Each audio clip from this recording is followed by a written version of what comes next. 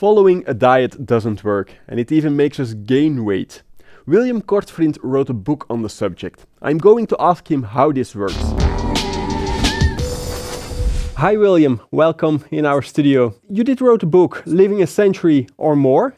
It's amongst dieting, and you explain why it doesn't help the diet, that you even gain weight with it. How does that principle work? Yes, well, of course, when we look at being overweight or obese, we have to look at the reasons, at the causes why we become fat.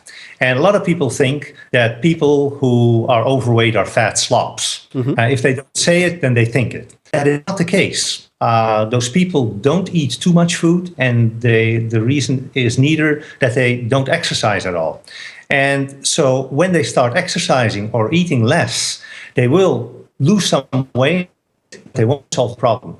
The problem is by eating other types of food, and especially replacing processed foods with fresh foods. Like you said, so it's not exercising, it's not dieting, it's all about eating fresh. Yes, it's mostly about eating fresh.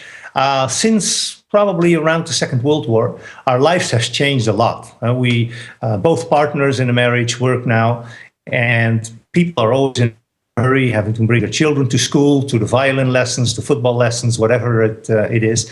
And the need for rapidly preparable food has increased tremendously. So we've started to eat more and more processed foods. And those processed foods are not well recognized by our body. To give an example, soda drinks. When we drink cola or Fanta, our body does not recognize what we're drinking. In nature, there is no waterfall of Coca-Cola or a river of Fanta or a lake with 7-Up. Our body thinks that we're drinking water, while we get a lot of calories. And it's the processed foods are a kind of stealth food that remains under the radar. Besides obesitas, there is also the problem, and it goes hand in hand, the problem of diabetics.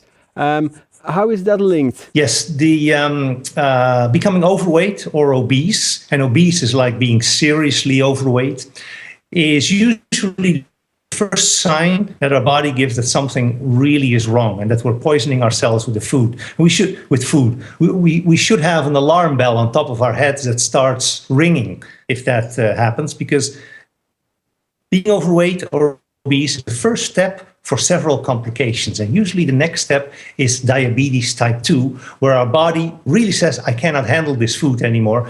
And the next steps are that these high blood sugars cause a lot of other problems, like an increased risk for cardiovascular disease, more cancer, more dementia, etc., etc. You are already mentioning cancer and heart diseases, but you also did write that sunlight has an influence. Yes, sunlight works on that as well through a vitamin that we all know, vitamin D.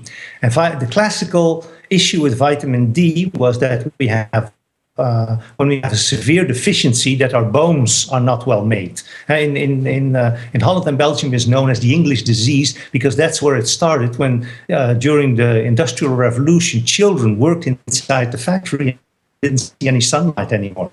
Now, we have discovered that when we have a lack of sunlight and thereby a lack of vitamin D, that our chances for cardiovascular disease and diabetes increase. And that's not necessarily through our weight. It's apparently vitamin D has a large role in our body, not just as a vitamin, but basically as a type of hormone, and influences a whole lot of body processes. So we should take more vitamin 3 then? Well, first of all, we should try to come out in the open a little bit more. Our lives are mostly led now inside the house, and we don't see any sunlight anymore, or hardly any sunlight.